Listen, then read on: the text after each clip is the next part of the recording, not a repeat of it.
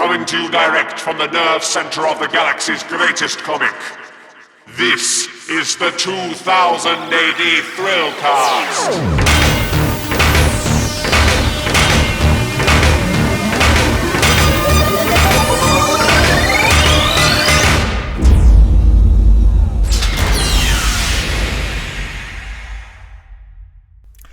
Borag Thung, athletes, and welcome to the latest episode of the 2000 AD Thrillcast Lockdown Tapes. I am your host, as always, Mulchar, and on this episode we're talking about The Out, which is a series that's been running in 2000 AD for a number of weeks now and is rapidly coming towards its conclusion. Been a bit of a sleeper hit. Lots of people really enjoying Dan Abnett and Mark Harrison's brand new series with their main character Cyd out on the very edge of space in a completely, to call her something of a stranger in a strange land is a bit of an understatement. And it was wonderful to be able to talk to Dan and Mark about the creation of the strip, the themes in it. We actually do a bit of a deep dive into the strip while talking about it. So it was absolutely fascinating chat with those two. So we're going to hear from them in a second. In the meantime, again, not much preamble on this. I hope you're all keeping well. If you have themes, ideas, guests that you'd like us to have on the podcast, then do drop us a line at thrillcast@2000ad.com. That's thrillcast, all one word, at 2000ad.com. So, without much further ado, let's hear from Dan Abnett and Mark Harrison about The Out.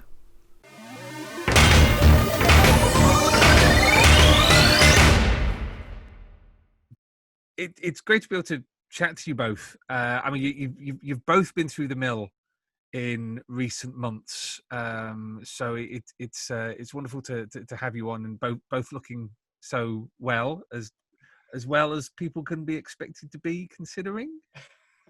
Thank you. Well, we were just discussing this, me and Dan. We said lockdown actually hasn't really affected us that much because we live in isolation anyway. And, if anything, I've been out more during lockdown, which is a sad thing to admit, but it's okay. I've certainly spoken to more people. thanks to Zoom. Thanks to the Brady Bunch experience of Zoom. I have. I'm getting to hang out with friends that I've not normally spoken to. I speak to them like once or twice a year normally, but now it's every few weeks. It's quite nice. Yeah, let's talk about.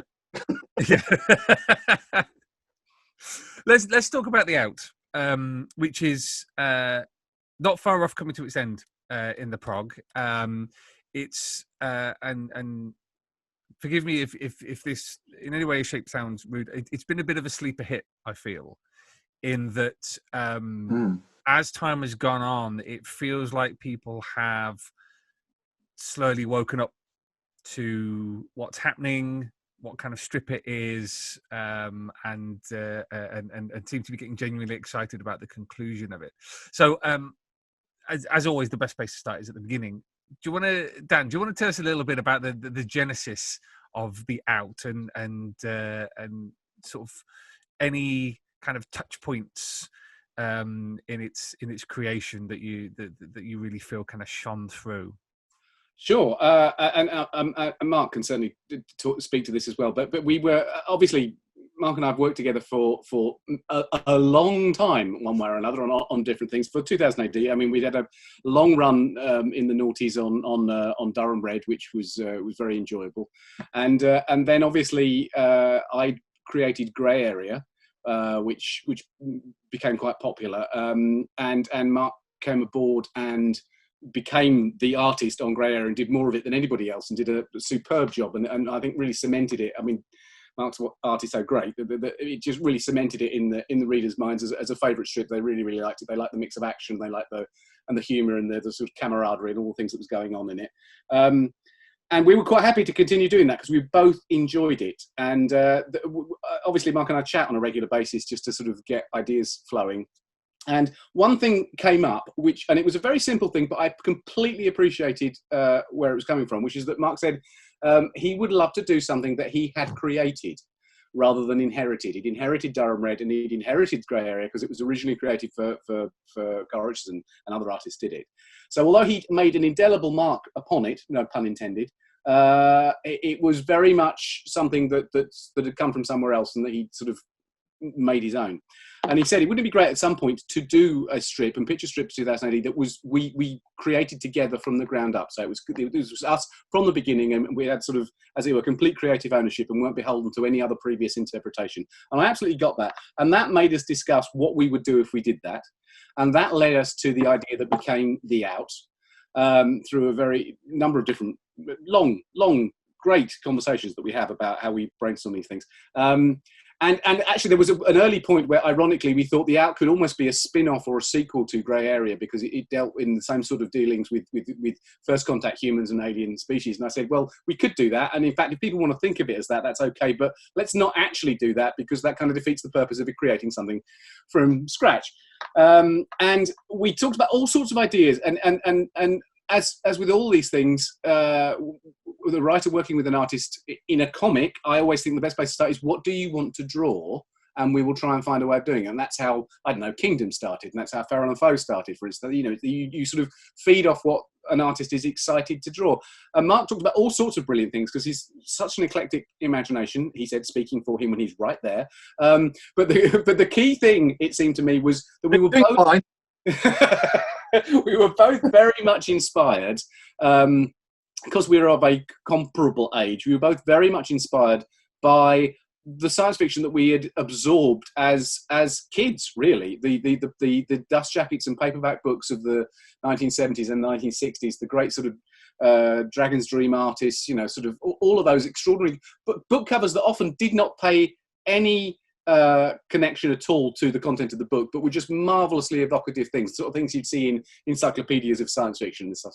And we said, is there something we could do? Is there a story we can devise that would allow Mark to do that on a very regular basis? And we came up with all sorts of notions. And in the end, perhaps frantically, I said, why don't we make that the point of the strip? The visual wonder of space in all its infinite variety, all the crazy, wonderful, wild things, all the aliens and spaceships and cities and stuff like that, is the point of the strip.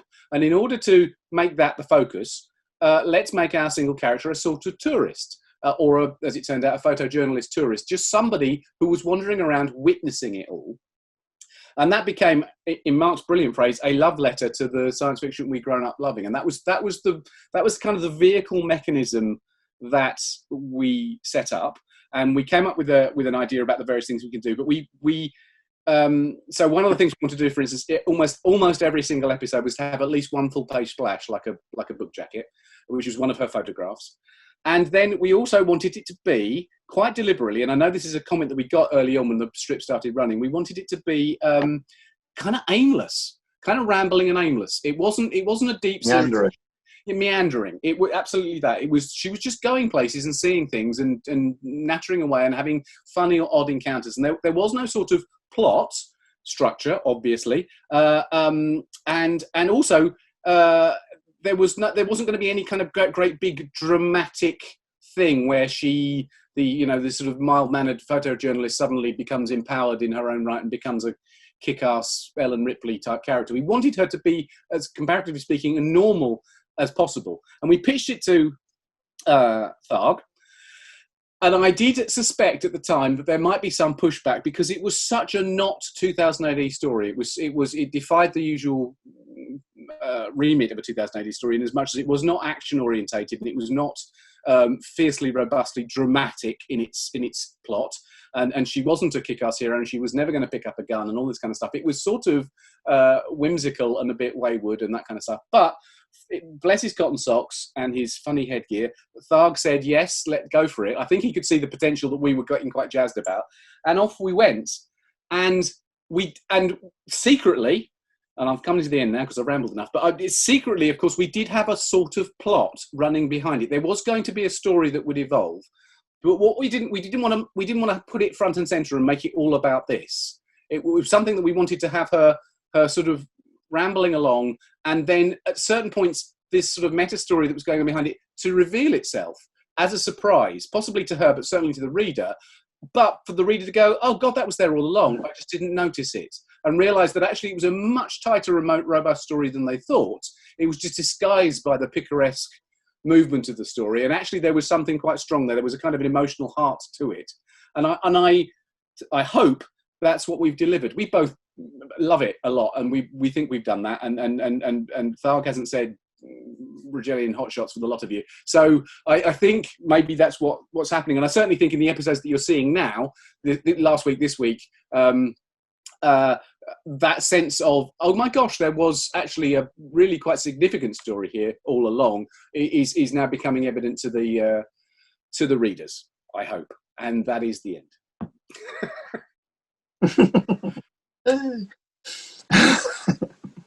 But Mark, I mean, what's that was quite a fulsome reply from Dan. Yeah. Are there any aspects of that process that stand out to you as moments where things kind of clicked into place? Absolutely. I mean, working with Dan is always a joy because he's so collaborative, and he listens to my ideas and tolerates my interference, etc. But no, it's wonderful to see sometimes just a throwaway idea, a germ of something, or seed of something, grow and flourish in his type of in his writing. It's something that could be even throwaway or serendipitous. He embraces.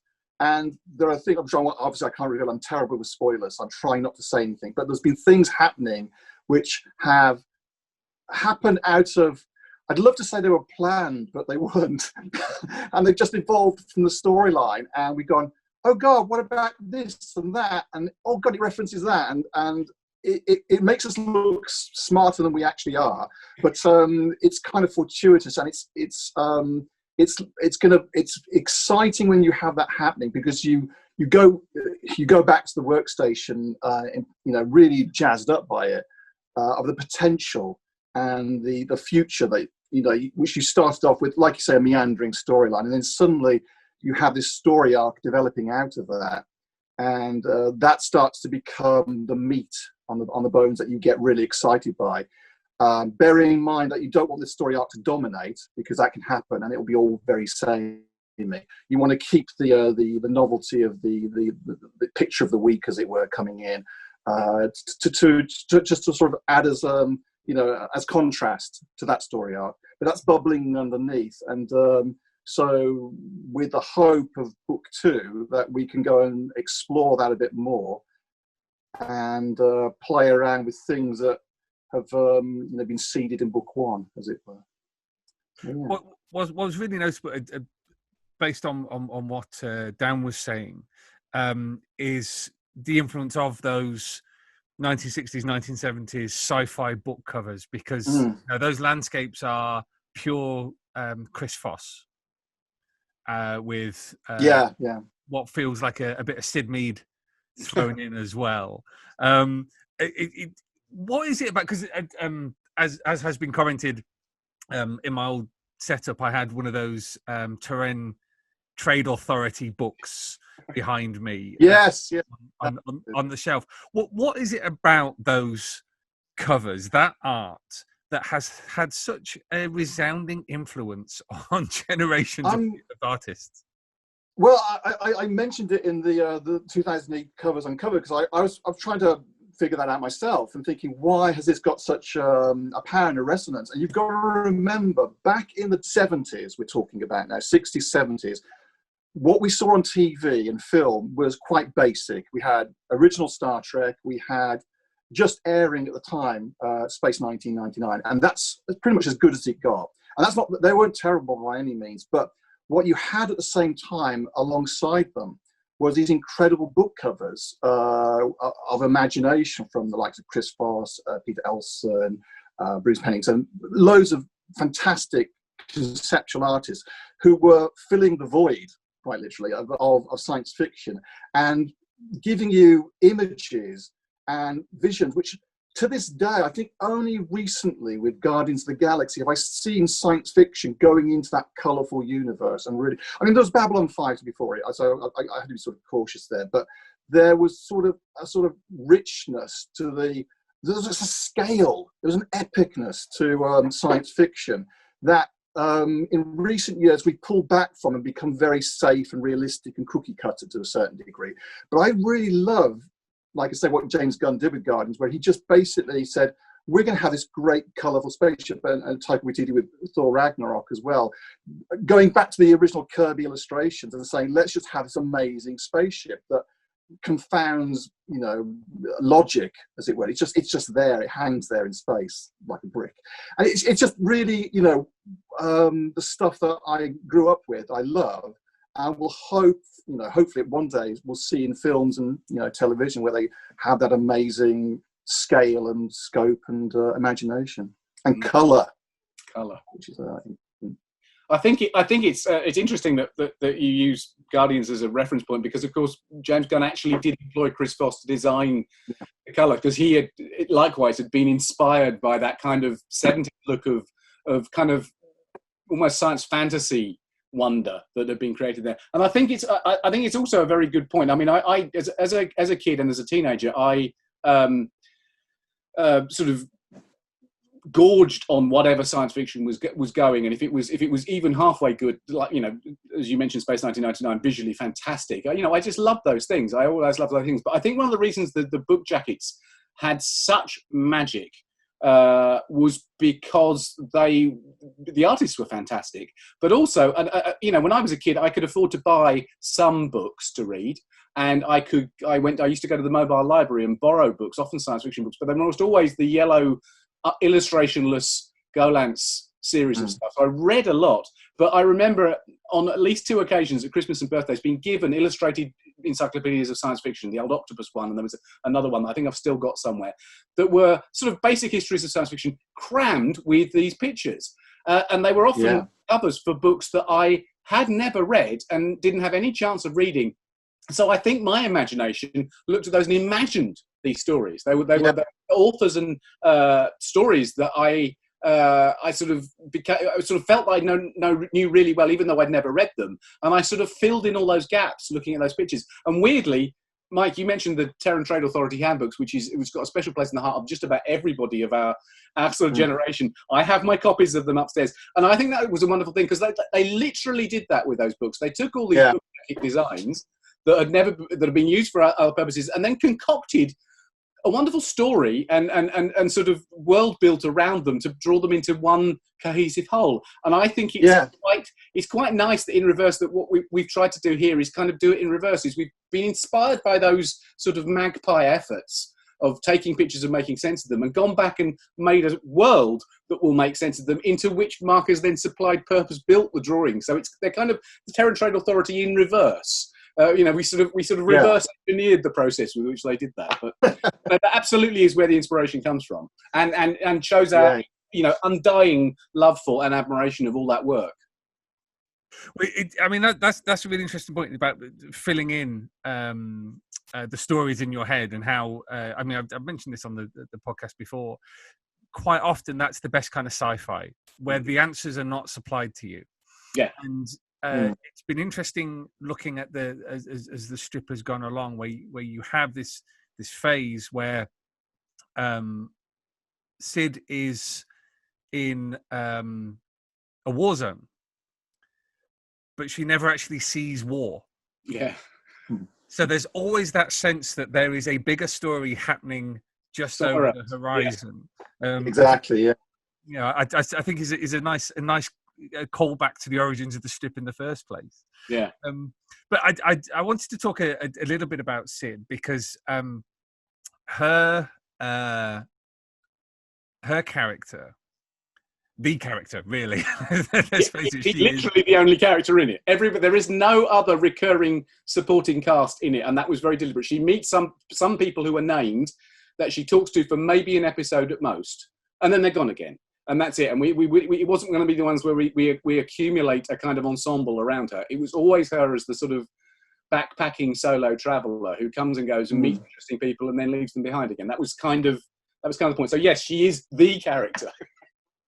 It really reminded me, and this may or may not have been an influence of the life of Lee Miller, who was the photojournalist from the 1940s. But Cyd is number one, they both have a male name.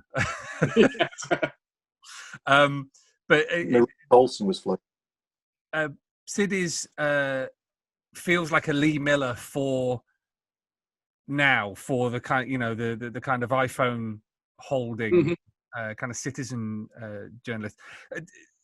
Was Cyd's character one that evolved over time, or did it turn up kind of fully formed? Yeah. It did evolve, but it didn't evolve, I suppose, very far.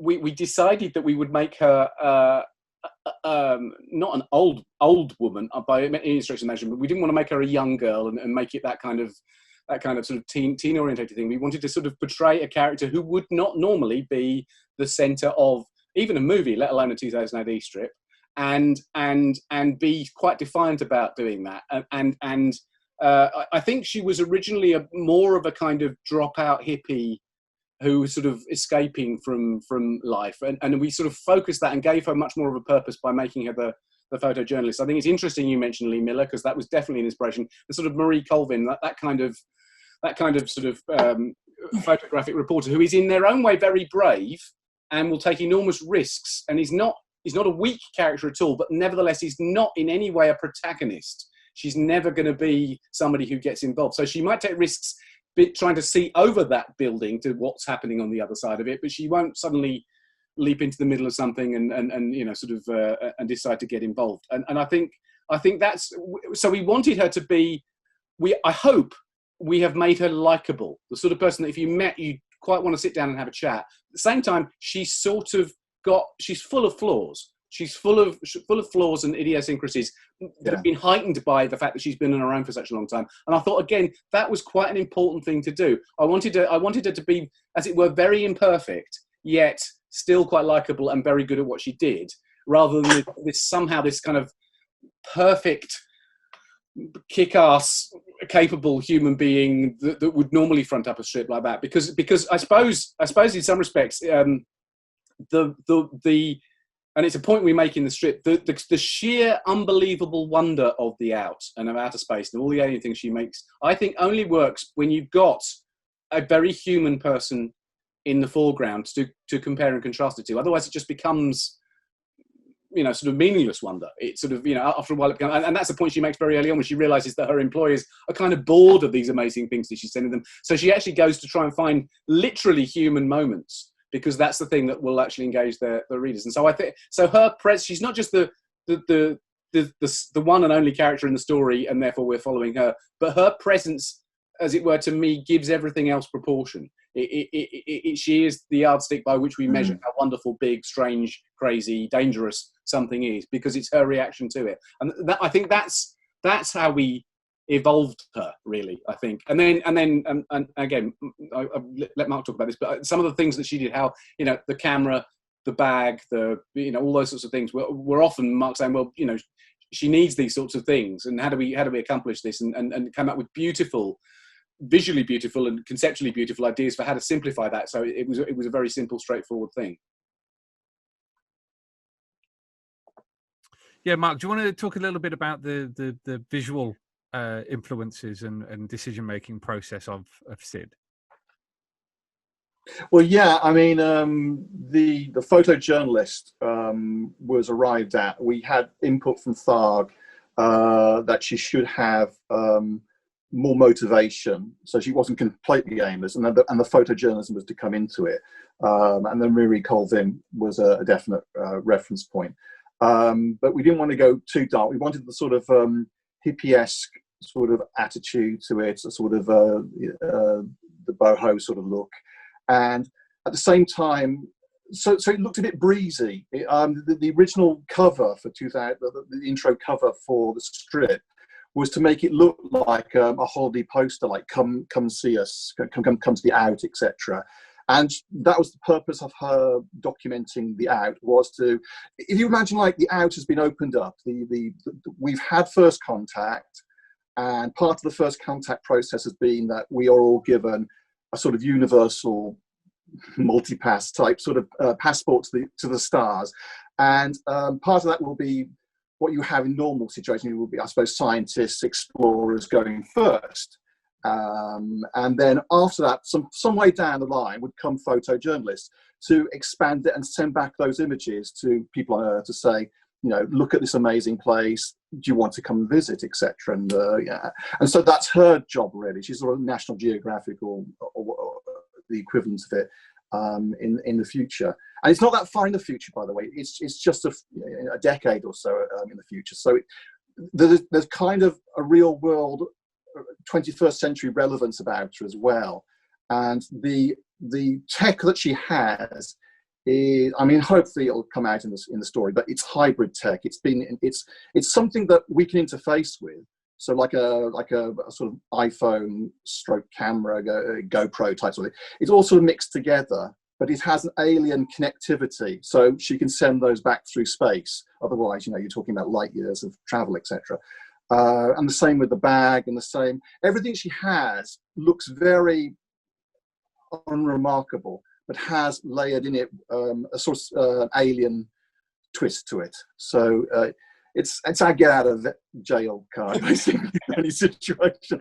Like her wardrobe, where's it all come from, and things like that. It's kind of like, there's no sort of, Primark on Alpha Centauri or something. So it's kind of like, you're trying to sort of second guess what the character might need that can be provided. And the cloud is also, we try to figure out how could she communicate, etc. And there's something which followed, Dan will talk about this because I have no idea, but it's to do with the sort of, we wanted to avoid certain cliches, like maybe a fish in your ear type sort of thing that can communicate, everything. But, those sort of things, where we keep it like in the glasses, I think was the thing I added, where she's got these shades that can translate signage, etc., and things like that. And it's just keeping everything matter of fact, but at the same time portable. So and so she's not reliant on external forces, because she's all alone out there. They won't even know. There's a scene where I think we've had it where she goes to an alien toilet, and I thought, what does an alien toilet look like? And I actually stole, it's unrecognizable now, but I stole the scene from Mad magazine, where Luke goes into the cantina toilet. There's a wonderful scene where he goes to the cantina toilet, and there's all these alien urinals, and he's just like looking at the view going, what the hell's going on here? And so I just put loads of holes at different levels. It's hopefully people will get it, but if they don't, it's not a problem. One thing I really love about the strip, and again, don't take this the wrong way, was how 90s it felt. But let me explain. It very much feels like a little bit of a flashback to the pre-internet age, where we were disconnected, actually going on holiday to some far-flung part of the world meant that you couldn't get message, because it was, if you had a mobile phone, then it was like something ridiculous, like £10 a minute to call home. So there is that wonderful sense of dislocation of being alone. Yeah, that was very, very deliberate, because I think that was another thing that we really wanted to put into it. One of the things that I suggested, I think it was me, could have been Mark, early on, was that we wanted to also defy the standard SF trope of once mankind reaches the future, mankind becomes significant and important and ends up running the Federation or building the Empire or whatever else, and mankind is this really important race. We really wanted the idea that she was a human being, and no bugger in space knew what that was, because they'd never seen one before. They didn't know where they came from. They'd never heard of it. It was all a bit strange. And the Earth was insignificant. The Out had plenty of important things going on in it. And Earth was massively unimportant and very minor and very insignificant. And that, in fact, she had gone so far that she didn't even know where Earth was anymore. So that's that, she is metaphorically sending those postcards home from her 90s holiday. And that actually becomes a story point early on, where she doesn't realizes she doesn't know how to get home, where home is, or even how to contact the editorial department that's still paying her money. And she essentially basically has to send them a picture with the thing written on them, because it's the only way she can get through. So that was very important. But I didn't want that to be. I don't think either of us wanted that to be a distressing situation that she somehow got lost. She was gleefully, happily going further and further and further. She sort of didn't want to look back, and she had no particular interest in it. The vague thought occurs to her that maybe she should go back, maybe it was time to go back, but it wasn't a dangerous situation. But dislocation, that sense of I'm on holiday, no one can touch me, and how long can I get away with that? Is I think going there, it is like, you know, there's so many stories, particularly from that era, but even today, of people who sort of go on holiday, go on a beach holiday to somewhere lovely. They love it so much they end up sort of just not coming back and finding a part-time job and living on a beach and that kind of stuff. And there was that kind of escapist mentality, slightly frivolous escapist mentality, that it's almost like I want to shirk my everyday earthly responsibilities to go and do that. And obviously, the story begins to tell you why that is. I think it's interesting. Mark's mentioned that we're thinking about book 2, and again, bless his cotton socks, Tharg has asked us to. We thought what we do.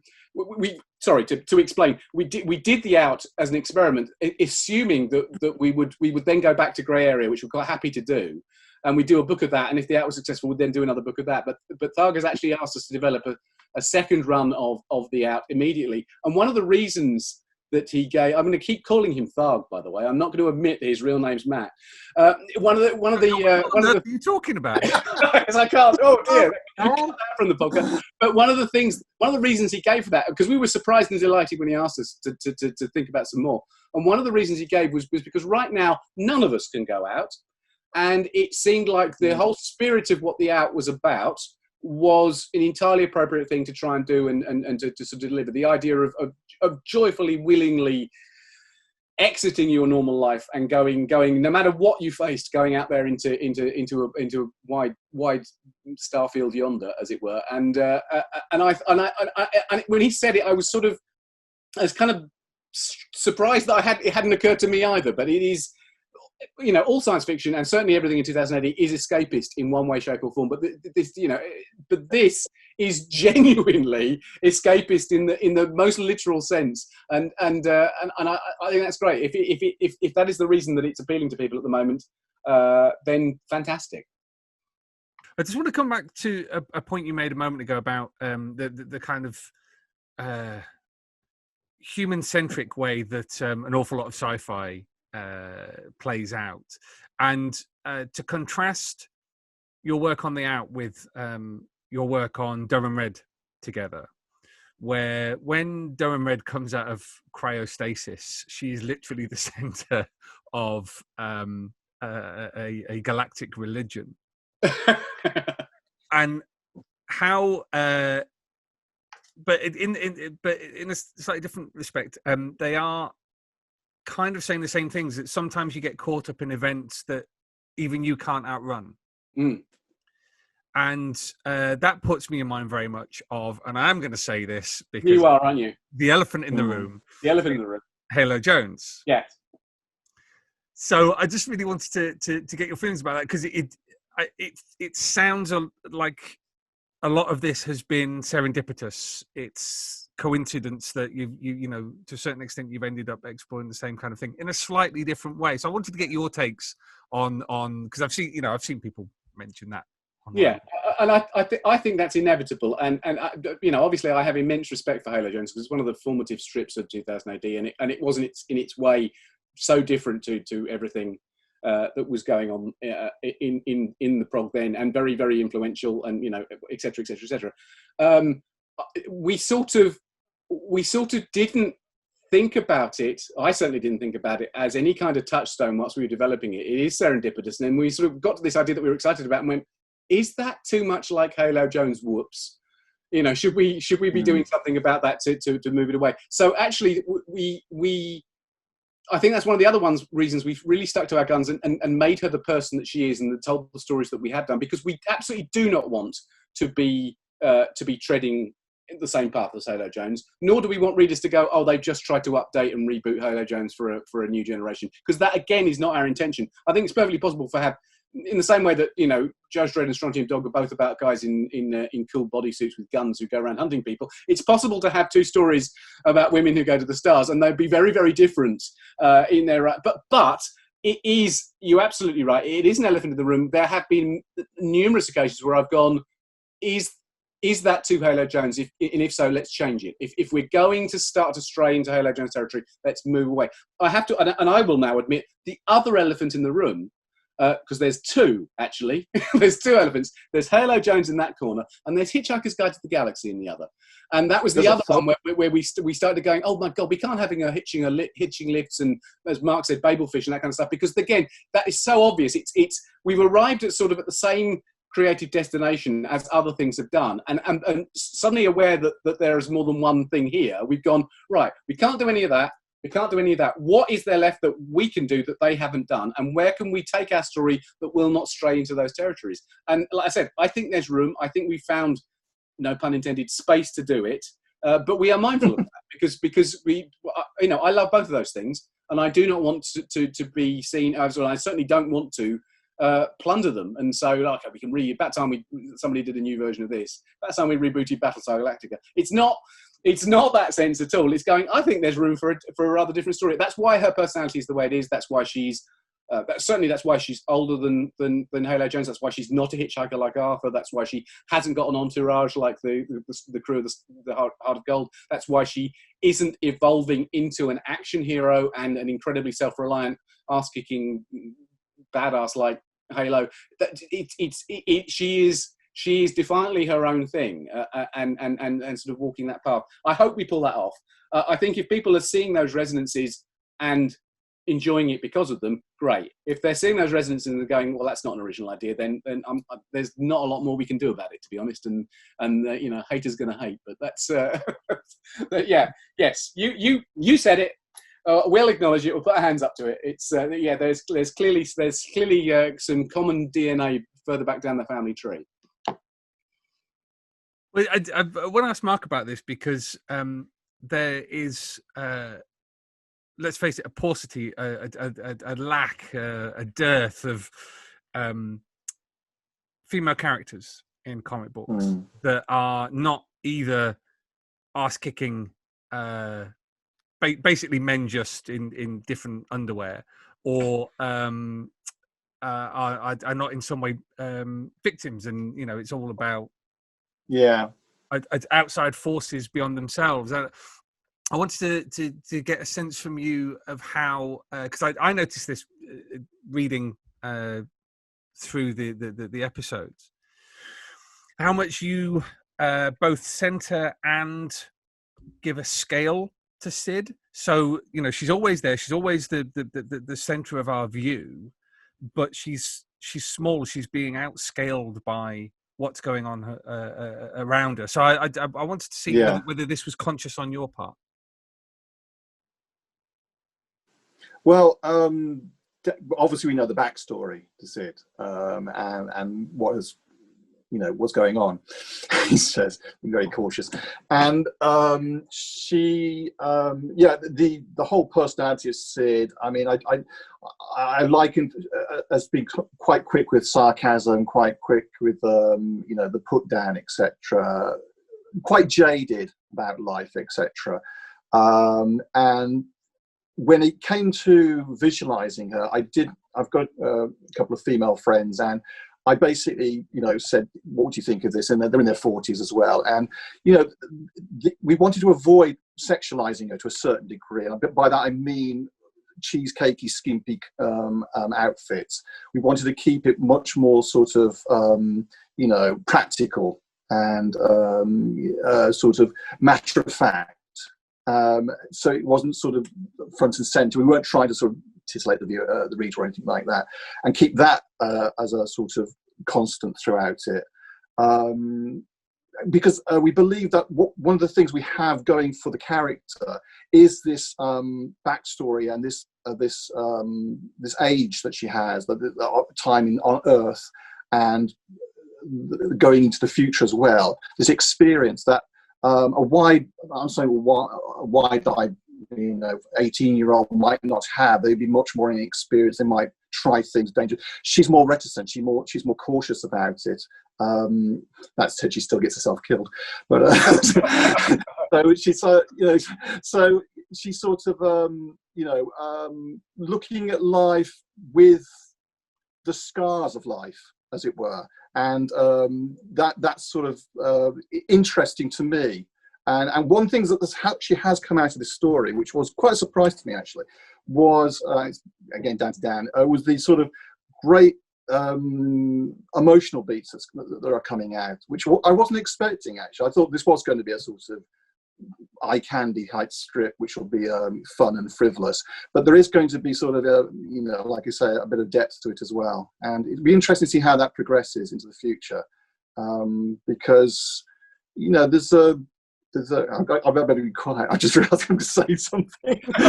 There comes a point when I just basically blab and give away the games, and I've just reached it. So it's kind of I'm excited by it, genuinely excited, which is quite a rare thing for me. And like I said, the collaborative effort on this has been wonderful. And how we might tackle the next few months is going to be very interesting. What I love is the humour, which is great as well, which is also coming into it. So we don't have it's kind of a nice mixed bag. And there was another elephant in the room which I wanted to mention because, but it's not really that significant. There was a great book, ironically, that did the same thing, which is Diary of a Space Person by Chris Foss. And that also, but that again was about a young girl going to task, and he used his own illustrations to paint a story, as it were. But that in itself, I think, again, was of a type. And we have, I like to say, have got an interesting hook, which will become apparent. Yeah, it was only the other day actually. We had a long and probably our best conversation so far. We were talking about what we could do next, and got quite enthralled with how to maintain the sort of rules that we've established in book one, in terms of the storytelling tone and style, and the fact that the what meta story there is not obvious. It's not emphasized. It just runs along the background, then occasionally reveals itself and makes sense. And I think we've got some really great ideas for how to continue doing that. But certainly, I think it's interesting, Mike. You said that the female characters, certainly in comics, are either ass kickers, I don't know, like Meta Lawson, or they're victims. They are somehow victims of their own nature as being a female character, and that is all too common. I think it's all too common in so many places. So we have tried, without removing from her any life experience that could be remotely regarded as painful, try to make her not either of those things. So try to make her just a person who has had experiences in their own right, and has things have happened to her that she's liked and things that happened to her that she hasn't liked. So she is, in the same way that she gives the SF wonder of it a sense of scale. I think you're right when you say that she is kind of the line for level in the middle of it. That sometimes we do make her look very small, but she's not small. She's not small either literally visually, or in terms of the scope of what she's experiencing and talking about, like an enormous war where she doesn't really get to see anything. But it's not just a reactive victim-y role. I think there is a very clear difference between someone who's caught up in something as a victim and somebody who is present for something as a witness or observer, which is exactly what she is. They almost have a duty, a responsibility to remain impartial and to observe, to perhaps take personal risks getting to observe, but to do no more than observe. She has quite an interesting interaction with the war witnesses during the war episode, where they're essentially doing the same thing, but they're sort of only taking back personal experience, where she's trying to literally record for posterity the things that she's seeing. And I think that's the important thing. I think almost putting a camera in her hand and giving her that responsibility removes what might be seen as a sort of potential victim status as a character, and also removes from her genuinely that sense of that she is a passive reactor to a story, that she's been dropped into a story where the story is happening and she is simply reacting to it, and she has no agency of her own. She absolutely has agency, but it is a passive agency because that's the very nature of her job. And again, that might be that concludes the case of the defence, Your Honour. That might be thrown out of court as an explanation for it. But I think that's part of why the strip has got that slightly odd feel, that it does feel to be rambling, because that's how she does her job. She meanders along until she sees things that she's interested in, and then things happen around her and she responds to her. I think if Tharg hadn't suggested we focused it and put that camera in her hand, then accusations that the strip is aimless would be entirely appropriate, because it would be at that point. She would just be a hippie tourist wandering around getting into trouble. But I think that modifies her character and her reason for being a lot more than Yeah, I think as a photojournalist, she's looking for the truth in a sense, and so that is something she wants to communicate, the truth, and that is important to her character. I think. There you go. Ultimately, we're talking about agency here, which is, you know, she is the one who is in charge of the decisions that she is making, even if her own psychological makeup is all about running away. Mm-hmm. And there's so much I want to talk about the latter episodes of the story, which we can't because it is a massive spoiler and it's going to ruin everything. But just talking about the fact she has a camera. Oh, which one have you got? It's the fact that she's got a hand, and you know, we are trained these days to think of people taking photos, particularly women taking photos, as ultimately a solipsistic act, as vanity, whereas legitimizing it as a photojournalist gives it a sense of purpose, gives it a sense of agency. But at the same time, she is still viewing things through a lens. She's still separated. And this is something I think Lee Miller talked about a little bit in interviews that I've read, that the camera affords distance. And it's something that Roland Barthes talks about in Camera Lucida, is that by looking at something through a camera, you are automatically creating distance between you and the subject. So it stops you necessarily emotionally engaging with the subject. And the fact that the photo agency had stopped paying her for photos of impressive things, but then started paying her again for photos of war, you know, photos with some kind of meaning, some kind of sense. It wonderfully echoes the later episodes. We can't talk about. No, I think it is. I think that's a really good point. Is the idea that the camera gives her agency, but it also gives her an excuse not to engage, where in fact she is engaging. And the moments, the most dramatic moments in the story, are about where she almost engages more than she was intending to, or meaning to, or wanted to. I think we're talking about certainly some of the stories we've got planned to come, that we were thinking about, you know, what sort of how she can be an active responder to things that happen to her, and quite legitimately, one of the things she can do is run away and hide. I think that's a perfectly legitimate thing to do, and I think that's interesting. Again, your average 2000 AD heroine would not do that, but that is more in keeping with what she is. And I think it would be incredibly trite to suggest that this is a story about somebody who's gone out into the depths of space, as far from the home world as is possible to be, in order to find themselves. Because, oh my God, that's just an inspirational quote on a poster waiting to happen.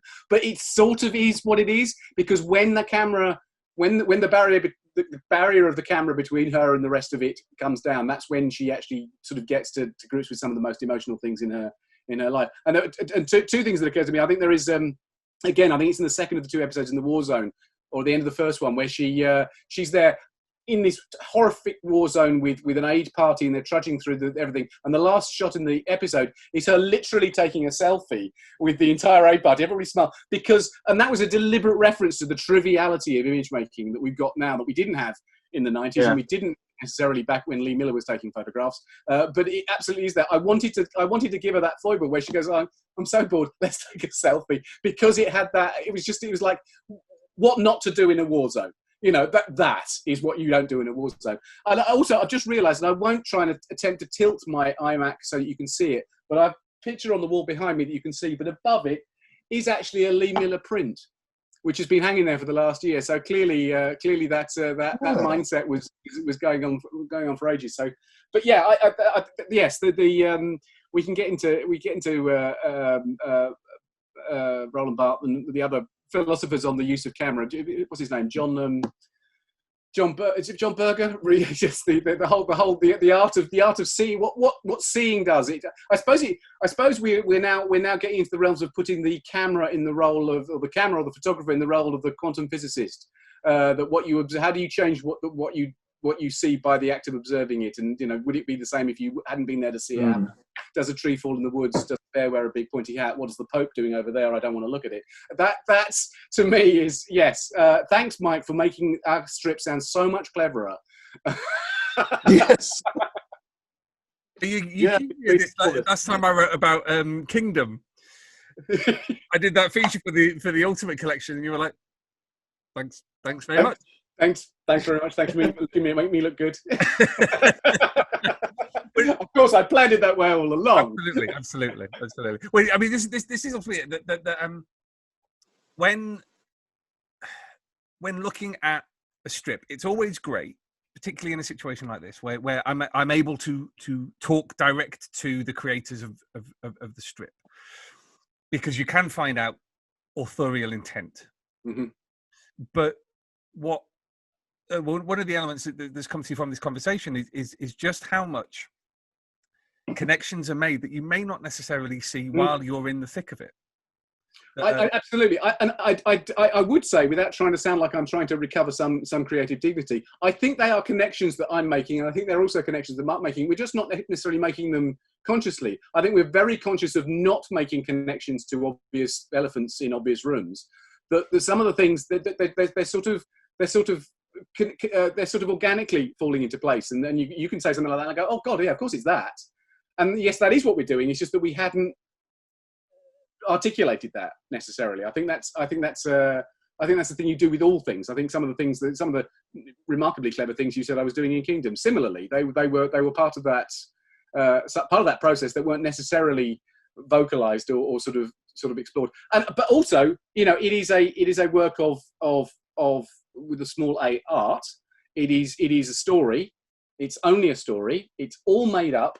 And I always firmly believe that anything I write, and certainly any strip that I work on, once it leaves our desks and is printed and is published and is out there for readers, it belongs to the readers. So whatever readers are seeing in it, whatever connections they're making, whatever things that it's inspiring in them, that is when it belongs to them, and that's the great thing. So whatever it's conjured in you, that's kind of what we were trying to do, is to give you something that, in the same way that the paperback book covers of the 1970s made us think of things that we never wrote down because they were so wonderful, in the same way that you try and give somebody and say, here's a story, what does it make you think of? And I think that's one of the other things. It's something that Mark does so brilliantly in the art all the way through. It's quite often the scripts for the out are very weird because a lot of the detail is in her body language and her dialogue. Those are the things I'm writing in the sort of normal detail. I'd write something like, I don't know, Brink or Kingdom. And then when it comes to the kind of visuals, I'll say something like, there's an alien. It is not an alien we have met before, so invent something else. This alien is manning at what the equivalent of a street food stand, and we need it to be recognizable enough to understand what's going on. The rest is up to you. And quite often those splash pages, I've gone, it's a big scene of something. And you do something, you have your mad moment of Chris Fossness, and then I will write a caption as to what it is, because I don't want to sit there going, oh, it's an Arctic planet, and in the distance of the Arctic planet, there are 2 giant Death Stars. That's not how this is supposed to work. And to me, that takes a leaf out of certainly the original Star Wars films, where there was such an amazing visual imagination on display, and only to my mind, about 20% of it was ever explained. You'd walk through scenes where there were aliens and things and stuff and technology, and you go, that's really cool. And by looking at it, because it's so beautifully done, I kind of can understand what it is and what role it plays. It doesn't play any part in the story, nor is it ever going to be explained. And I think that's one of the reasons that Star Wars was so successful to begin with, because it did what the book jackets did. It made everybody go away and go, oh, that brilliant thing that they'd seen, you glimpse it in the background, and you fill in all those details for yourself. And so that's, again, one of the things we've done the strip could have been 40 times as long, have huge digressions, sort of Hitchhiker's Guide style, about explaining how this alien race worked, or what that was, or why these have, the mating, whatever, all those kind of bits and pieces that would have been adding world-building color text to a world that, as far as I'm concerned, as long as we understand the story, and there are a few amusing side references to odd things she encounters, it's all there in your imagination. So what you make of these aliens and their worlds and their strange names and the odd things they say and the odd ways they talk, that belongs to the reader. That's the whole thing that belongs to the reader. And that as a still a current and indeed ex-reader of 2000 AD, because I read 2000 AD from day one, long before I ever imagined that I ended up working for it. That's what great 2000 AD strips always did. I love them for what they were. I love the stories, I love the characters, but I also love the things that the artists did that made me go away and go, that was just so really cool. And it never gets explained, it never gets mentioned. It's just a thing that they drew in there, and that's brilliant. You think about Kev ONeill on the early Nemesis, for instance, or Yes. or Gary Leach on the early VCs, or any of the early Dreads or Strontium Dogs, and you're going, what's that thing?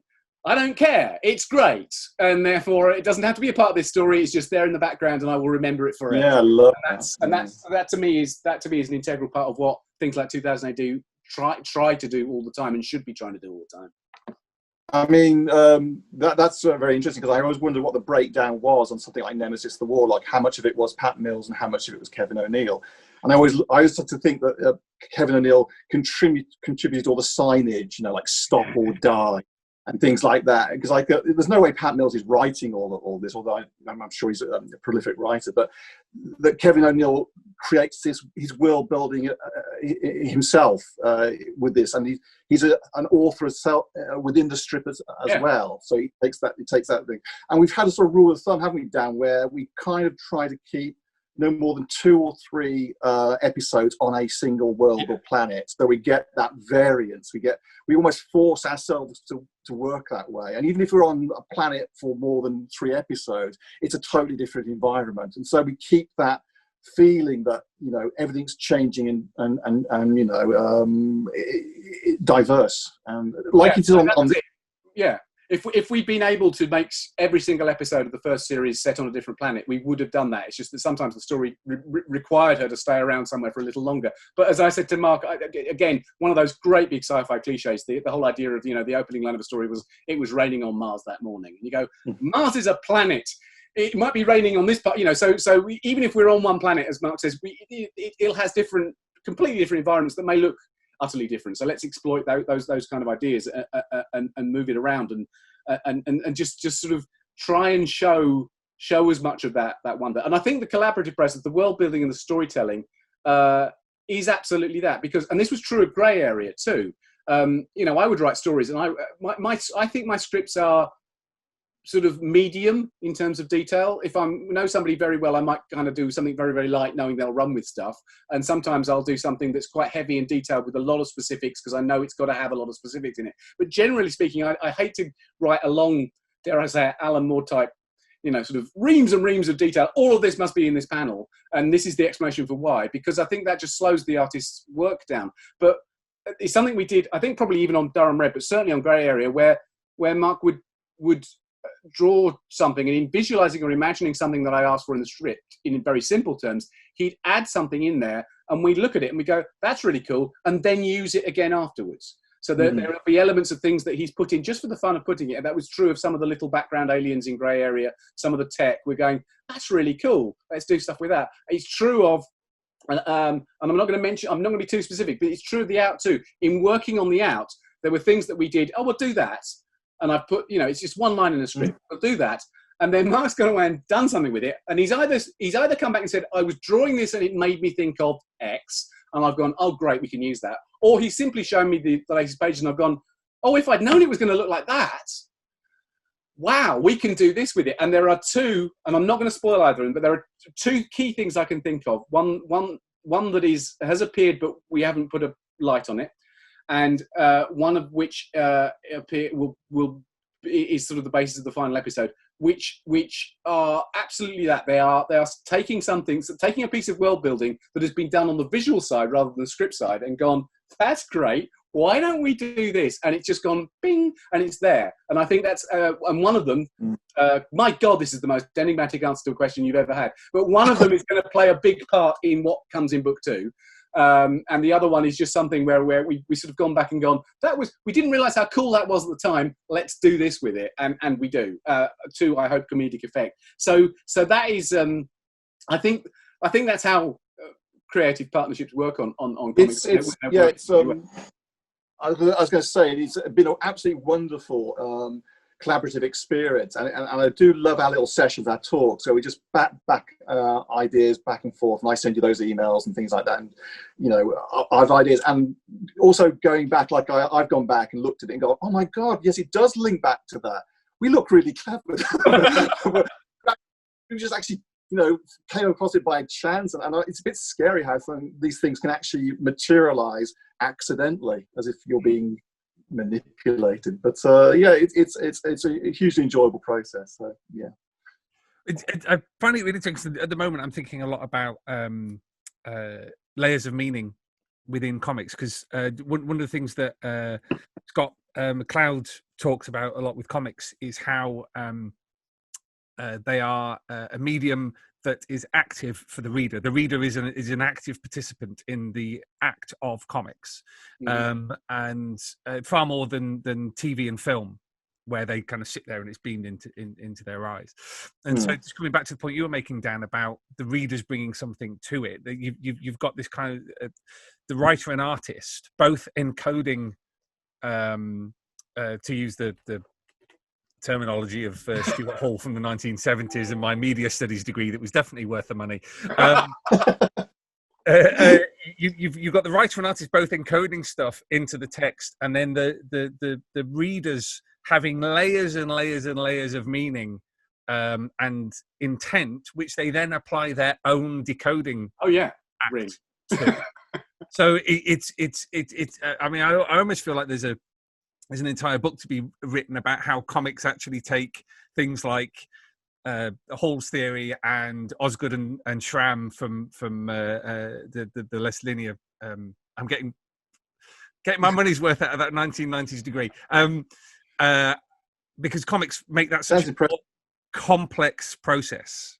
It does. Well, I think it's interesting you mentioned that whole idea, because I think you and I have talked about this before. But there is that argument which I cling to whenever anybody criticizes comics, of the fact that reading a novel, as it's called delightfully by Marvel, a prose novel of just words, is an active thing on the part of the reader, because they have literally got to read the words and then work out what they mean, and then so it's an active process.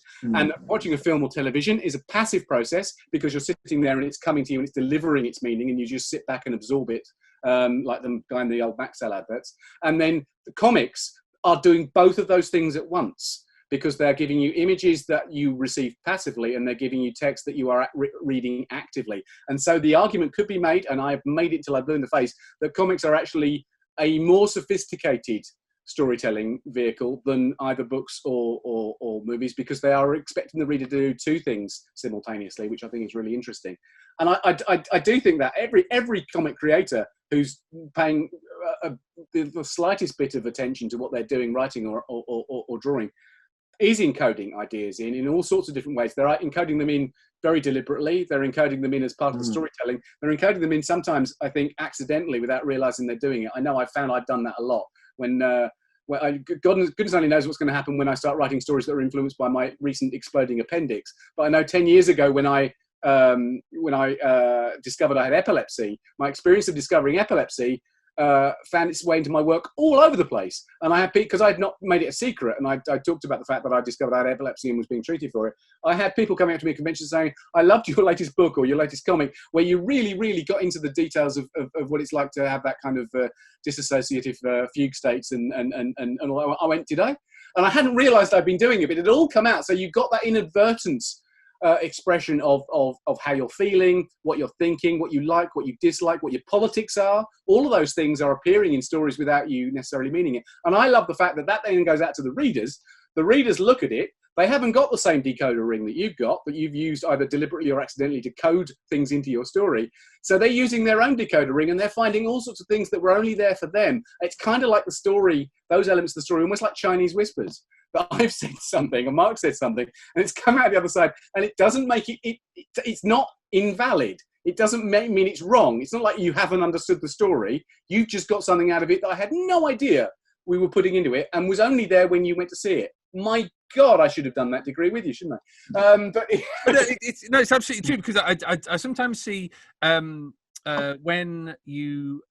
somebody does a bit of comics criticism or dives down into the symbolism of a strip, And on the rare occasions when creators respond to that, or in interviews where they're asked, was you get this a lot with movie directors, where a writer will say, "Oh, was this conscious symbolism?" No, the curtains were just blue.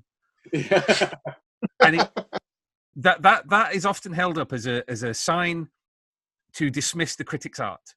Yeah, but actually, what it proves is that texts are so often so much richer than the direct prefrontal cortex intention of the artist. For example, talking about the out, there is the Sowen Merchant, and I think the first episode looks like a Picasso painting. Which immediately made me think, oh, so we're going to have like a Guernica situation later on. And lo and behold, it turns into a war zone with civilians. There you go. Yeah. All planned, all neatly coded and inserted.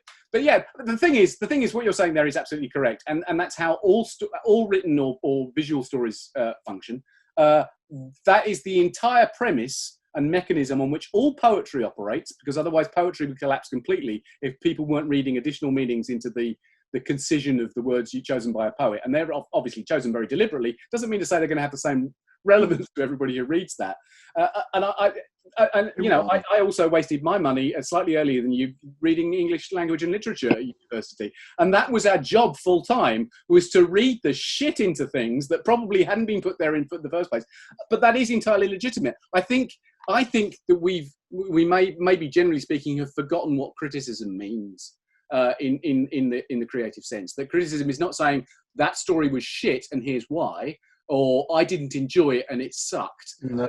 Not in terms of negatively pulling something apart, but literally deconstructing it from your own point of view and going, I found this really interesting and this made me think of this and I saw an echo of that. And sometimes that can bring untold reward. People who've read it and then they read what somebody else has thought of it and they go, oh my goodness, I hadn't thought of that. And you go back to it again. I know I've done that many times in books and music and films where I've read a particularly good review or a piece of proper criticism in I don't know, the Sunday papers or something like that, and gone, God, I hadn't thought of it that way. That's a really interesting way of looking at it again. I want to look at that again and see if I still feel the way I felt about it or whatever. I think that's legitimately what good criticism, certainly good comic criticism, always used to be. It was less about telling you what's in the issue, why it's enjoyable, and why it's also crap. And it was more about actually pulling it apart and saying this is a really interesting concoction. I wonder if that was deliberate and that kind of thing. I think that's what it's about. There's sites like Women Write About Comics, which I'm a big fan of. Shelf Dust. There's stuff that Tom Shapiro has just done a book about the early days of Dread. Mm-hmm. Through panel by panel is the obvious one that I've got, and they do exactly that. I wanted to ask Mark, do you sometimes think that when people are picking apart strips, the art can get overlooked because people are so busy delving into what the writer intends that sometimes people, it's obvious what it is. It's on the page. It's right in front of me. Do you think sometimes the art gets overlooked? I'm not sure about that. I mean, from the art point of view, my job is to tell the story as interestingly, as clearly as possible. I pretty much like to think I succeed in the first part, and I'm working on the second part because my process does tend to get in the way of things. But in going back to what Dan was saying, I like to sort of layer the artwork as itself, and you picked up on a couple of modern art references there. And the whole thing is laced with modern art. It's just, I just basically Googled modern art and just stole everything I could find. So there's loads of Henry Moore in there and Barbara Hepworth. But also, I did that with Grey Area, and that was more a love letter to science fiction. I would just take images which I hope people would recognise and throw them in there and see. It was just like an in-joke. It was just something that layered alongside the writing. It was just there for anyone who's a fan of science fiction, film and television to spot and enjoy as a sort of pat on the back for themselves. I suppose, sorry, what was the question? when people are kind of picking comic strips apart, whether the art sometimes gets ignored because it is there on the page, you can see it. You know, it's. If they're picking apart the comic, as Dan said, in a critical way, without backing up the negative with opinion and your reasons why, because I think criticism should be backed up by evidence and etc. Then I'm quite happy not to be in that process, to be honest.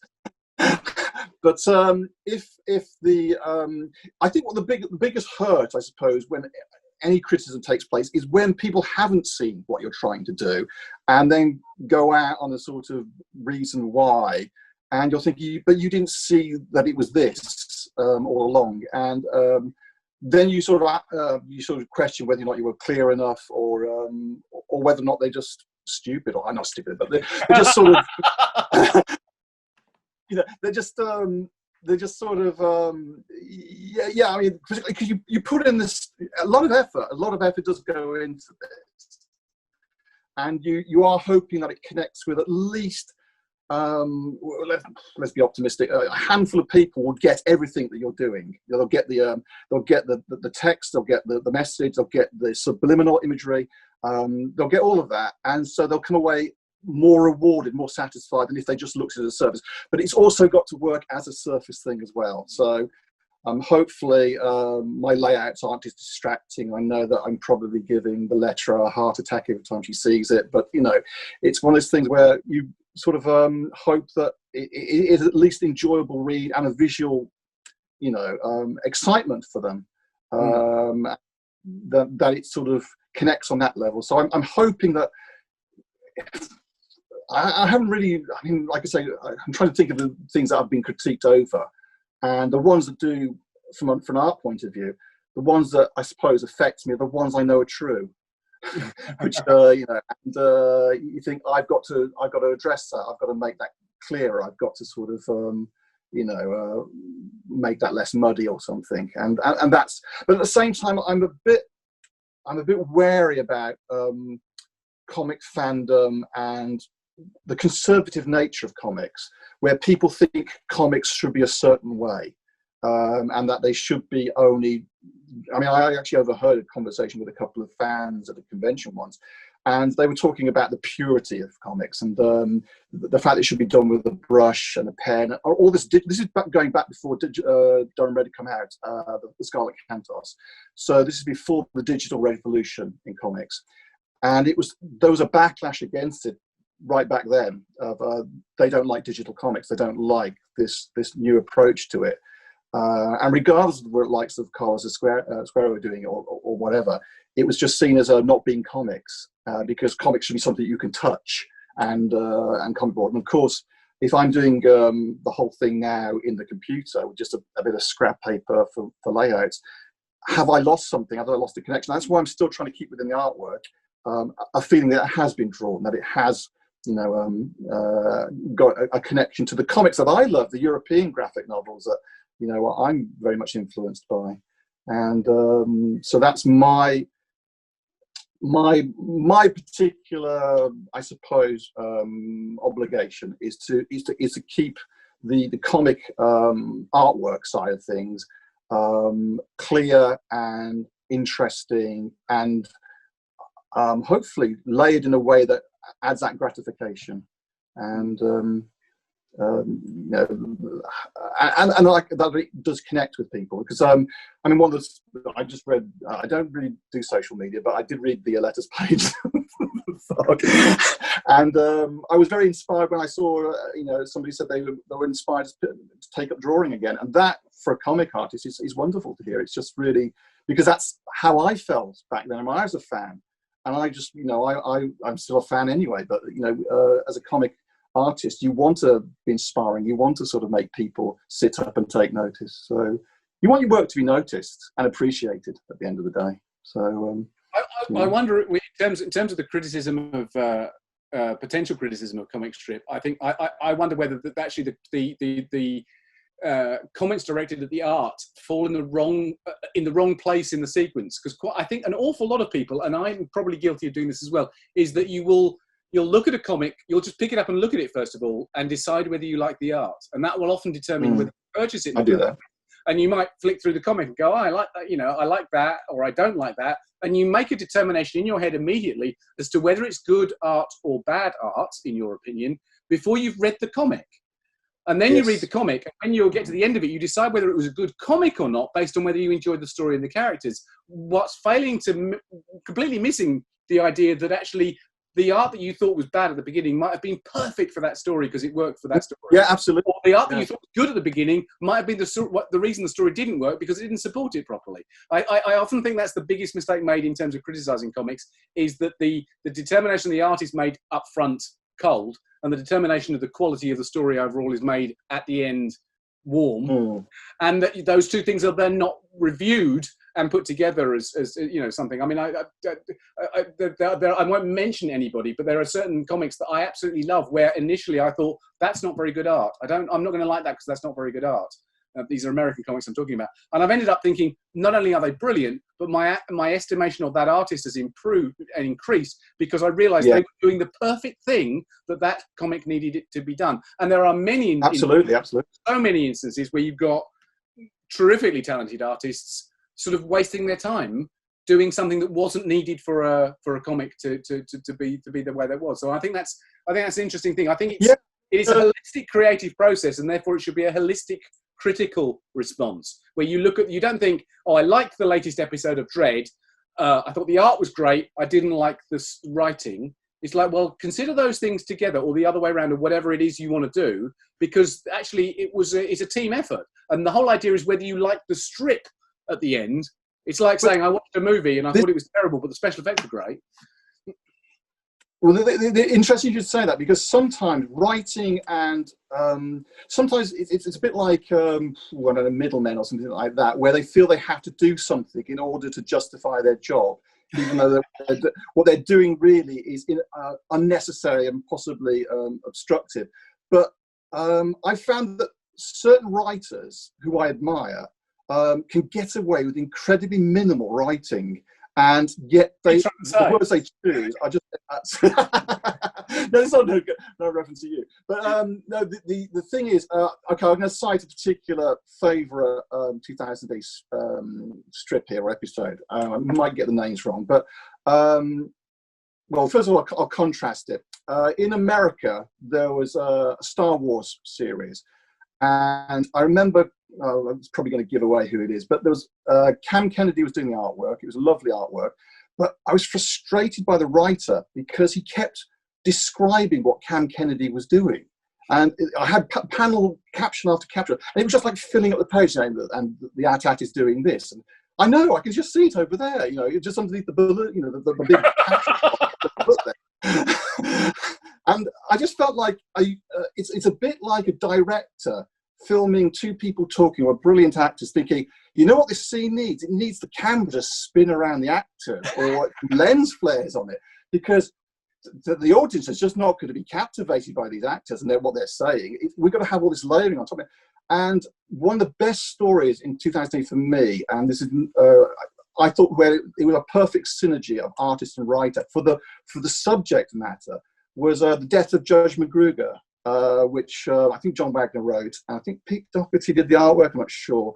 And it was just very minimalistic. It wasn't showboating, it wasn't sort of being glorious, there wasn't incredible visuals making it all dazzling. It was just two characters going out into the cursed earth, and just having a very dignified ending. And of course, there's a lot of backstory behind it, so you're bringing that to the actual strip. But within 6 pages, I think it was 6 pages, it went from Dredd taking out this bat crazy chief judge to end her life with dignity in such a way that I was in tears at the end of the story. He did this to me in 6 pages, John Wagner. I couldn't believe it, and I just thought that was genius. That and it wasn't showy, and the artwork wasn't showy, but the whole thing together, two artists and writers together, got you to a point where you had an emotional connection, and it just blew me away that a comic could do that. And it's sort of, I have all this bag of tricks and things like that. I just think sometimes you just got to pull it all away and just stick with the silhouette, because that's sometimes the best artwork is when you strip it all away and it's just really easy. which I've got to learn. Certainly with everything, less is more sometimes. I've decided next week I'm only going to use vowels. So what's new, Dan? No, I mean it is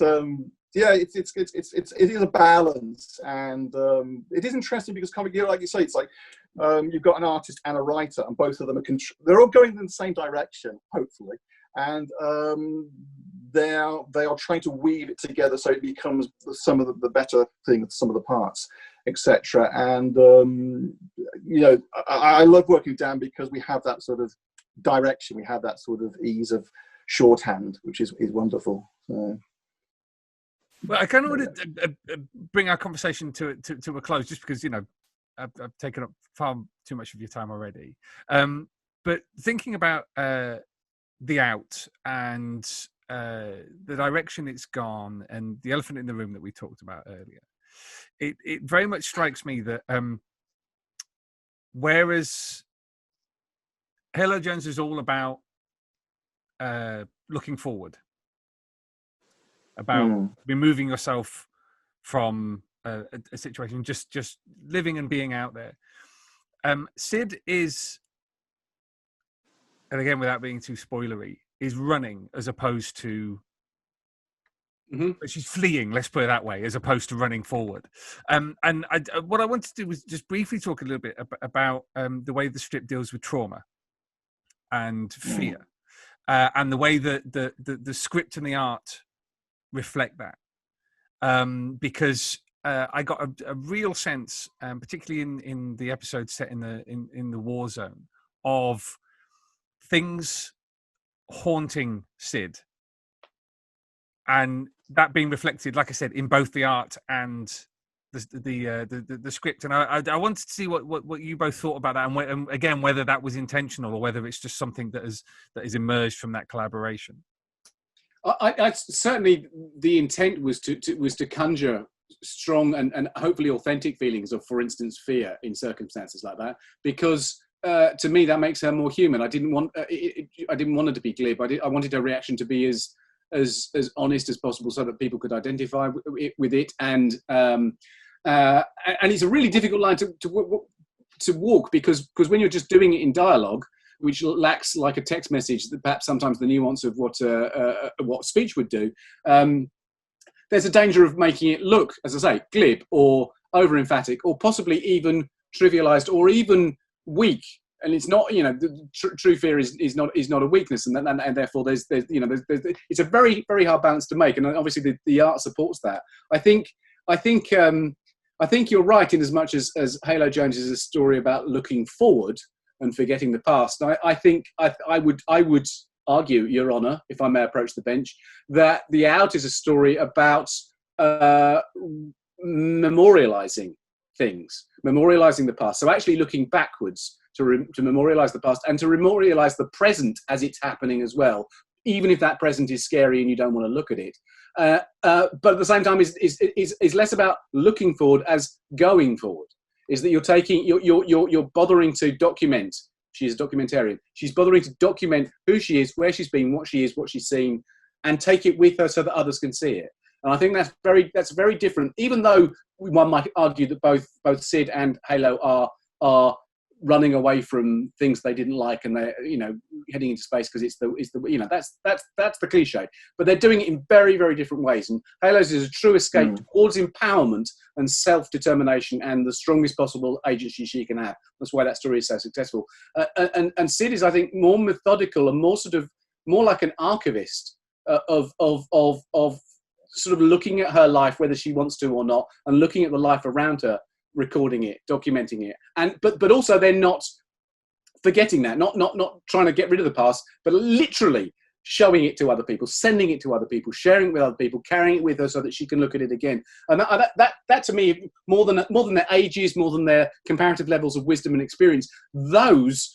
Certainly more than the difference between whether one can kick ass and the other one can't. But that is the big difference between their sort of odysseys. That's the different path they're taking. I think it's the difference between a kind of somebody, I don't know, skiing through alpine woods and a botanist going through it, looking at what the alpine woods are. They're both experiencing the same woods, and the same glorious scenery. They're doing it one sort of an exhilarating escape, and one of them as an experience of the world around them. So yeah, I think that's where I would anchor that, and that means that her emotional resonance, the biggest drama in the story, comes from Cyd's own emotional response to things, and sometimes that's unbidden and unexpected, as we have mentioned obliquely. And I think that's the important part of it. There is an emotional response. It's odd that probably more than anything else that I've written, I have had a strong emotional response to some of the episodes that I've written, some of the ideas that we've had. And Mark has too, very much. And when we've talked about it, we've talked about whether things are a good idea. Should we actually do that? Is that a convincing thing to do? Can we go and talk to other people, particularly women, and for their experience? Is this a legitimate thing? Is this believable that this would happen? And quite often, Mark's ideas come to me both in conversations and in these great emails full of lovely ideas. And so many of his ideas have gone back into the strip, but almost always, and I don't mean this in a bad way, almost always in ways that he has not recognised to begin with. I haven't just gone, oh, that's great. You know, with some other artists, they might say, I want to draw a dinosaur, so I put a dinosaur in the story. And they go, oh, there's the dinosaur I asked for. Quite often, Mark said something, and he'll be reading the script and going, oh, that thing I suggested isn't in there. And then turn the page and go, oh, it actually is, and I hadn't realised it, and it's taken me by surprise. So we both had, the other day, just on the phone, we had an strong emotional response to something we were suggesting doing, when we realised that actually that would probably be a very, very powerful thing to do. And it took us both by surprise. And I think that, if nothing else, seems to me to be a decent guide to whether we're doing it right, at least by our own standards, whether the strip is successful or not, or liked by the people, whether this is the strip that we're doing the strip that we wanted to do and to the best of our abilities, or just sort of hashing something out for, you know, to earn the Yankee dollar and pay for our mortgage. And I think that's it. When you get that and you're going, you might well sit there and plan a story that's going to have a big emotional beat in it, and that's great. If you pull it off, fantastic. We all do that all the time, because that's the whole point of plots. But when you've got one and it takes you by surprise and sort of takes your breath away slightly, and you go, oh my God, I didn't realise it would be quite as powerful as that, I think that's an incredibly good indicator that something is working, and something working in the collaboration between picture and word. So, and that's my argument, and the defence rests. You know this is meant to be an action comic, don't you? I mean, there will be action. Believe me. Everything's happening off camera. All the explosions are happening off camera. What are you talking about? Yes, well, that's hence the tagline for book 2. When we go out book 2, this time arses will be kicked. It's that's what we're selling it on. That's the whole pitch. It will be out Empire Strikes Back or something. Yeah.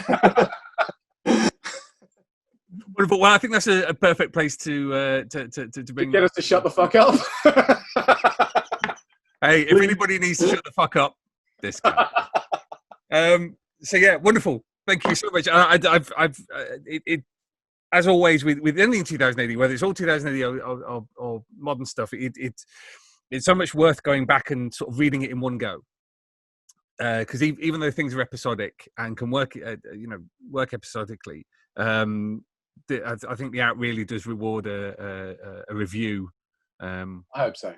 And a lot of readers tell me that they do that, though, and I am reassured that they read the prog when it comes out and they read everything in it, but they also stockpile it so that when a particular story finishes, they then go and read that particular story all the way through to get the kind of the other holographic take on it, and that it's long form version rather than it's weekly. I've always tried myself to try and write a weekly episode of things, but I'm aware that in stories like The Out, and certainly in Brink, there is the cumulative effect of them as well, that it's all very well having a nice little M or W or U shape in your 5 pages, but the whole point is the longer form. So yeah, let's hope people do that. I think and I think they will have therefore a greater appreciation of the work that Mark's done in terms of the visual callbacks, references, symmetries and stuff like that, and notice maybe some details that will be important that we haven't, like I said, we haven't pointed to. We haven't gone, see that over there? Really important, that will be. Pay attention to that. That's coming back. You see Chekhov's pistol on the wall. That's going to get fired in the third act. We haven't done that. But when you go back and read it, you'll go, shit, it was there from episode 1 that thing was going to come back and it was going to be important. I'm just waiting for the name of the payment system to be the ultimate callback, because it's Euclid, isn't it? So it's all about geometry and mathematics. Yeah. Maybe Spoilers! maybe we did a little bit too much into that one, I think. Wonderful. Well, guys, thank you so much for that. That was enthralling, to be quite frank. I hope so. As I think it's Mark, as Dan knows, I do like to read into things quite a lot. It's my superpower. So it's all true. Yeah. Take credit. I would always welcome the deep dive read into something, because I think the one of all the types of criticism, comic and otherwise, in the world that we could get rid of, it's not so much the vicious, aggressive, I don't like that, and I'm not even going to justify why I think it's shit. The criticism, and I use the review criticism that I think we really, really could do with that, is the one that just simply says, in this issue, the following things happen. The end. And that is for some reason, people think that somehow a review is to go, oh, and this happens, and then this happens, and then this happens, and there's a big surprise, this happens. And you go, why did you even do that? Why is that? Why? And so if we can please dive as deep as encode, bring you in decoder ring, decode to your heart's content, do all the crazy things you want to do, tell me all the things that I didn't realize I put in it, and that's fantastic. Wait, Philip, did you listen to the deep dive we did on Brink? I did, yes. And enjoyed it very much. And my God, I'm bloody clever, aren't I? Well, but that's weird. Sorry, I know we're trying to finish, but I think Brink is just an interesting example as a comparison there, because obviously Ian and I work in a very different way to what Mark and I always think about Mark and I's relationship as very sort of impressionistic. We'll give each other ideas and tonal things about what we want to do, and then synergistically, whoa, used it, make some kind of thing that then works. Ian and I also talk at great length, and we have much more forensic conversations about storytelling. So my scripts for Ian are almost like the sort of shot guides that you produce for a movie, where I'm almost deliberately choosing camera angles for almost every panel to say, we need to be close in for this, we need to show how alone she is in this. And then Ian, because this is the way his mind works, in a completely forensic way, he will then go even further, and we could have another long conversation about composition in Brink, because it looks effortless and it looks straightforward, but there's so many things he's doing, and he'll send me a long email saying, I've decided to make this panel like this because it really and you see the 3 points and over here, and there's this other thing here, and the gun has got to, there was one thing at the end of, I think it was book 4, where she's dropped her gun and something else happened, and the gun's on the floor, and he showed it to me, and I went, the gun should be about 3 inches to the left. Just in terms of the golden ratio and where it should be in that Hitchcockian framing of that panel, it just needs to touch over there, because you've got it slightly touching your leg, and he went, you're absolutely right, and he did it. And so there is a completely different type of thing where actually we're probably not encoding the sort of meanings that Mark and I are in terms of high concept. We're very deliberately encoding storytelling visual things that are completely invisible but are meant to make you go, oh, alone, oh, afraid, oh, rejected, oh, whatever it is, because it is about their faces and where they are in position to the story. So you employ a completely different set of deliberate encoder rings when you're doing different things. And to be honest, I'm so delighted that as a writer I get to work with people like Mark and with Ian and Phil and whatever like that, because each one of those experiences, they're not all writing comics. I do not, apart from the actually committing word to paper and writing a script, those creative processes could not be more different and could not employ more different parts of my imagination, which is why those strips are so completely different, and sometimes people are surprised they're all written by the same person. It's because there is that interaction with the thing that the artist is particularly concerned with putting into the story, and how to facilitate that, and that to me is the beauty part. So I did appreciate the deep dive on Brink. I look forward to the time you do the deep dive on The Out, and we hear those ideas so comprehensively expressed. This has been both interview and deep dive, which is that's what you'll get with us. Yeah. But wonderful. Thank you so much, guys. Really appreciate it. Fascinating. Pleasure. Thank you for having us on. No worries.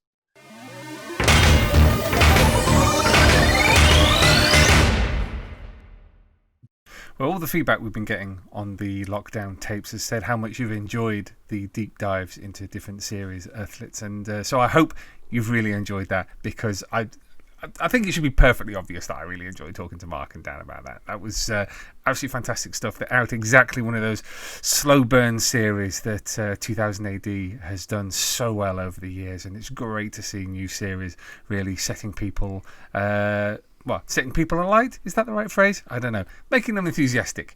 Let us know what you think about the 2000 AD Thrillcast lockdown tapes, not just by email, but if you would be so kind just to give us a top-rated review on the podcast provider of your choice, then we would appreciate that very much indeed. We're going to be back in a week's time. I'm actually off on temporary shutdown.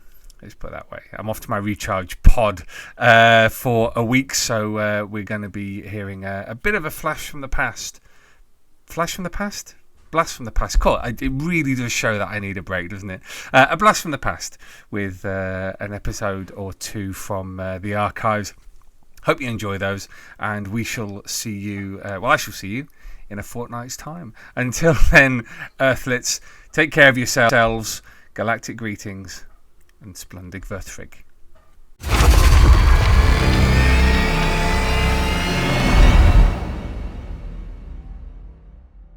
Alert! Alert! Alert!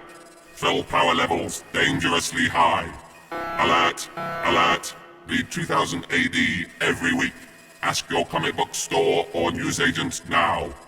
Subscribe to the galaxy's greatest comic at 2000adonline.com.